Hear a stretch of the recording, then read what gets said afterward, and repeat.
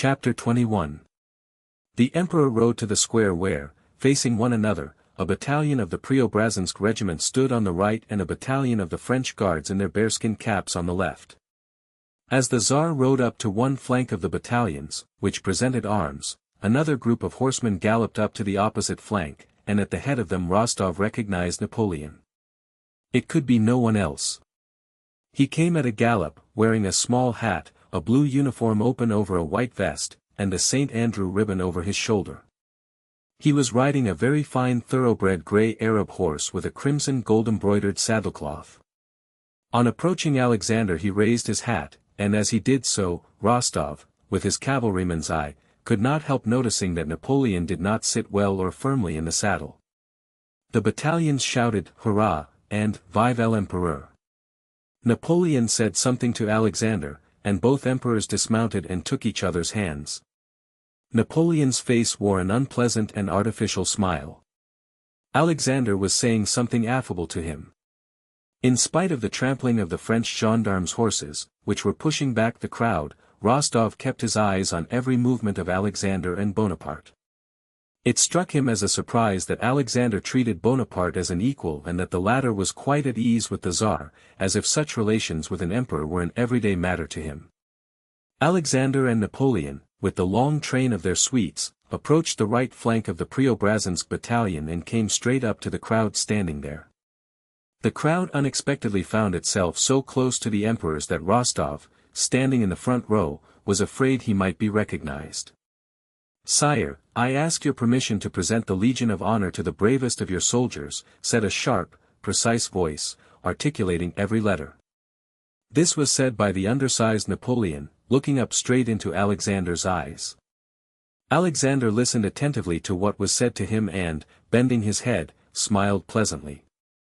"To him who has borne himself most bravely in this last war," added Napoleon, accentuating each syllable, as with a composure and assurance exasperating to Rostov, he ran his eyes over the Russian ranks drawn up before him, who all presented arms with their eyes fixed on their emperor.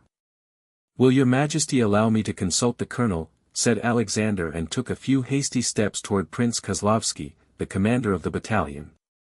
Bonaparte meanwhile began taking the glove off his small white hand, tore it in doing so, and threw it away. An aide-de-camp behind him rushed forward and picked it up. "To whom shall it be given?" the Emperor Alexander asked Kozlovsky, in Russian in a low voice. "To whomever your Majesty commands." The Emperor knit his brows with dissatisfaction and, glancing back, remarked, "But we must give him an answer."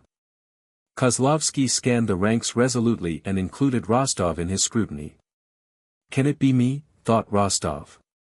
"Lazarev," the colonel called, with a frown, and Lazarev, the first soldier in the rank, stepped briskly forward.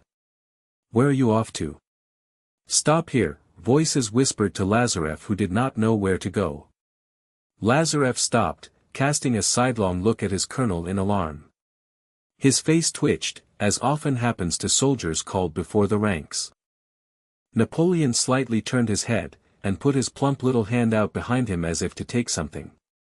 The members of his suite, guessing at once what he wanted, moved about and whispered as they passed something from one to another, and a page, the same one Rostov had seen the previous evening at Boris, ran forward and, bowing respectfully over the outstretched hand and not keeping it waiting a moment, laid in it an order on a red ribbon.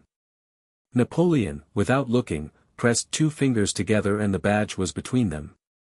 Then he approached Lazarev, who rolled his eyes and persistently gazed at his own monarch, looked round at the Emperor Alexander to imply that what he was now doing was done for the sake of his ally, and the small white hand holding the order touched one of Lazarev's buttons. It was as if Napoleon knew that it was only necessary for his hand to deign to touch that soldier's breast for the soldier to be forever happy, rewarded, and distinguished from everyone else in the world. Napoleon merely laid the cross on Lazarev's breast and, dropping his hand, turned toward Alexander as though sure that the cross would adhere there. And it really did. Officious hands, Russian and French, immediately seized the cross and fastened it to the uniform. Lazarev glanced morosely at the little man with white hands who was doing something to him and, still standing motionless presenting arms, looked again straight into Alexander's eyes, as if asking whether he should stand there, or go away, or do something else. But receiving no orders, he remained for some time in that rigid position. The emperors remounted and rode away. The Preobrazhensk battalion, breaking rank, mingled with the French guards and sat down at the tables prepared for them. Lazarev sat in the place of honor. Russian and French officers embraced him, congratulated him, and pressed his hands. Crowds of officers and civilians drew near merely to see him. A rumble of Russian and French voices and laughter filled the air round the tables in the square. Two officers with flushed faces, looking cheerful and happy, passed by Rostov. "What do you think of the treat?" "All on silver plate," one of them was saying. "Have you seen Lazarev?" "I have. Tomorrow, I hear, the Preobrazhenskys will give them a dinner." "Yes, but what luck for Lazarev. 1,200 francs pension for life." "Here's a cap, lads," shouted a Preobrazhensk soldier, donning a shaggy French cap.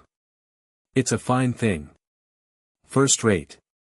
"Have you heard the password?" asked one guards officer of another.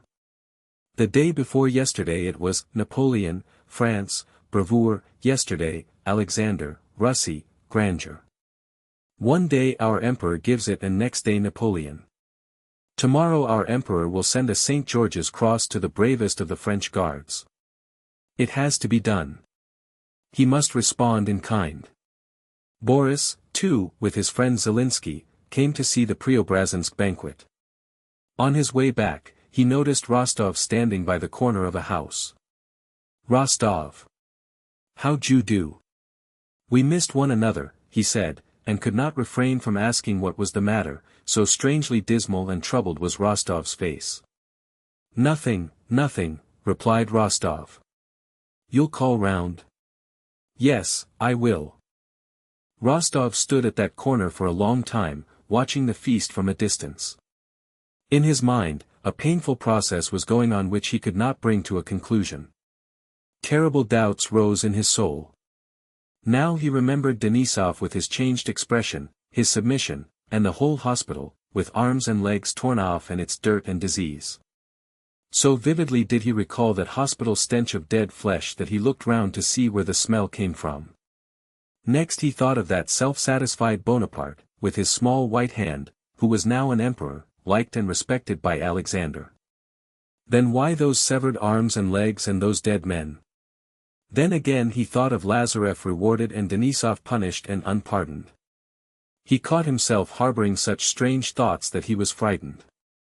The smell of the food the Preobrazhenskys were eating and a sense of hunger recalled him from these reflections. He had to get something to eat before going away. He went to a hotel he had noticed that morning. There he found so many people, among them officers who, like himself, had come in civilian clothes, that he had difficulty in getting a dinner. Two officers of his own division joined him. The conversation naturally turned on the peace. The officers, his comrades, like most of the army, were dissatisfied with the peace concluded after the Battle of Friedland. They said that had we held out a little longer Napoleon would have been done for, as his troops had neither provisions nor ammunition. Nicholas ate and drank, chiefly the latter, in silence. He finished a couple of bottles of wine by himself. The process in his mind went on tormenting him without reaching a conclusion. He feared to give way to his thoughts, yet could not get rid of them. Suddenly, on one of the officers saying that it was humiliating to look at the French, Rostov began shouting with uncalled for wrath, and therefore much to the surprise of the officers. "How can you judge what's best?" he cried, the blood suddenly rushing to his face. "How can you judge the emperor's actions? What right have we to argue? We cannot comprehend either the emperor's aims or his actions." "But I never said a word about the emperor," said the officer, justifying himself, and unable to understand Rostov's outburst, except on the supposition that he was drunk. But Rostov did not listen to him. "We are not diplomatic officials, we are soldiers and nothing more," he went on. "If we are ordered to die, we must die. If we're punished, it means that we have deserved it, it's not for us to judge. If the emperor pleases to recognize Bonaparte as emperor and to conclude an alliance with him, it means that that is the right thing to do. If once we begin judging and arguing about everything, nothing sacred will be left. That way we shall be saying there is no God, nothing, shouted Nicholas, banging the table, very little to the point as it seemed to his listeners, but quite relevantly to the course of his own thoughts. Our business is to do our duty, to fight and not to think. That's all, said he. And to drink, said one of the officers, not wishing to quarrel. Yes, and to drink, assented Nicholas. Hullo there. Another bottle, he shouted. In 1808 the Emperor Alexander went to Erfurt for a fresh interview with the Emperor Napoleon, and in the upper circles of Petersburg there was much talk of the grandeur of this important meeting. Chapter 22. In 1809 the intimacy between the world's two arbiters, as Napoleon and Alexander were called, was such that when Napoleon declared war on Austria a Russian corps crossed the frontier to cooperate with our old enemy Bonaparte against our old ally the Emperor of Austria, and in court circles the possibility of marriage between Napoleon and one of Alexander's sisters was spoken of. But besides considerations of foreign policy, the attention of Russian society was at that time keenly directed on the internal changes that were being undertaken in all the departments of government. Life meanwhile, real life, with its essential interests of health and sickness, toil and rest, and its intellectual interests in thought, science, poetry, music, love, friendship, hatred, and passions, went on as usual, independently of and apart from political friendship or enmity with Napoleon Bonaparte and from all the schemes of reconstruction. Book 6, 1808-10. Chapter 1.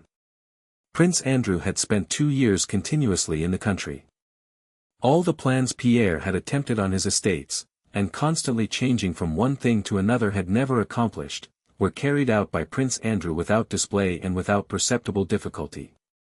He had in the highest degree a practical tenacity which Pierre lacked, and without fuss or strain on his part this set things going. On one of his estates the 300 serfs were liberated and became free agricultural laborers, this being one of the first examples of the kind in Russia. On other estates the serfs' compulsory labor was commuted for a quit-rent.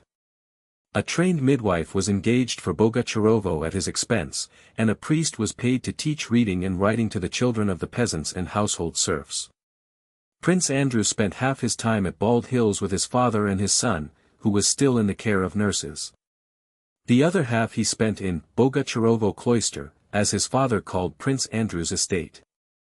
Despite the indifference to the affairs of the world he had expressed to Pierre, he diligently followed all that went on, received many books, and to his surprise noticed that when he or his father had visitors from Petersburg, the very vortex of life, these people lagged behind himself, who never left the country, in knowledge of what was happening in home and foreign affairs.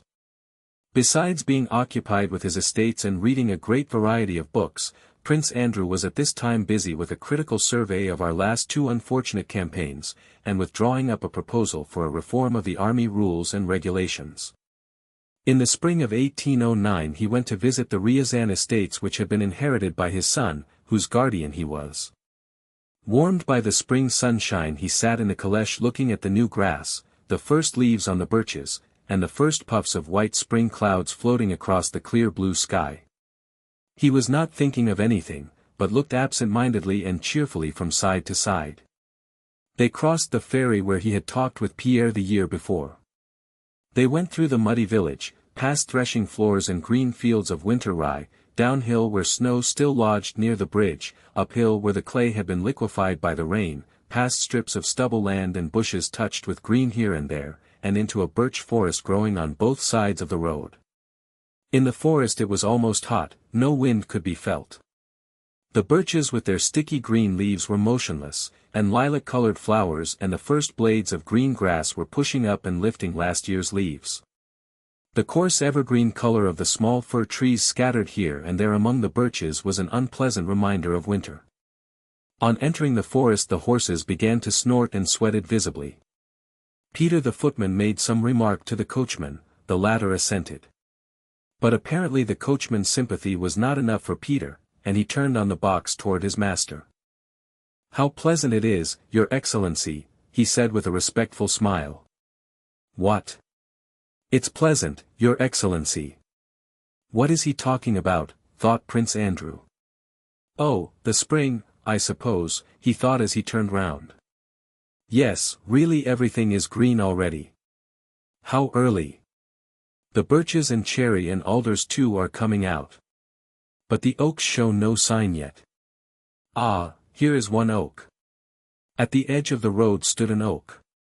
Probably 10 times the age of the birches that formed the forest, it was 10 times as thick and twice as tall as they. It was an enormous tree, its girth twice as great as a man could embrace, and evidently long ago some of its branches had been broken off and its bark scarred. With its huge ungainly limbs sprawling unsymmetrically, and its gnarled hands and fingers, it stood an aged, stern, and scornful monster among the smiling birch trees. Only the dead-looking evergreen firs dotted about in the forest, and this oak, refused to yield to the charm of spring or notice either the spring or the sunshine. Spring, love, happiness, this oak seemed to say. Are you not weary of that stupid, meaningless, constantly repeated fraud? Always the same and always a fraud. There is no spring, no sun, no happiness. Look at those cramped dead firs, ever the same, and at me too, sticking out my broken and barked fingers just where they have grown, whether from my back or my sides, as they have grown so I stand, and I do not believe in your hopes and your lies. As he passed through the forest, Prince Andrew turned several times to look at that oak, as if expecting something from it. Under the oak, too, were flowers and grass, but it stood among them scowling, rigid, misshapen, and grim as ever. Yes, the oak is right, 1,000 times right, thought Prince Andrew. Let others, the young, yield afresh to that fraud, but we know life, our life is finished. A whole sequence of new thoughts, hopeless but mournfully pleasant, rose in his soul in connection with that tree. During this journey he, as it were, considered his life afresh and arrived at his old conclusion, restful in its hopelessness, that it was not for him to begin anything anew, but that he must live out his life, content to do no harm, and not disturbing himself or desiring anything.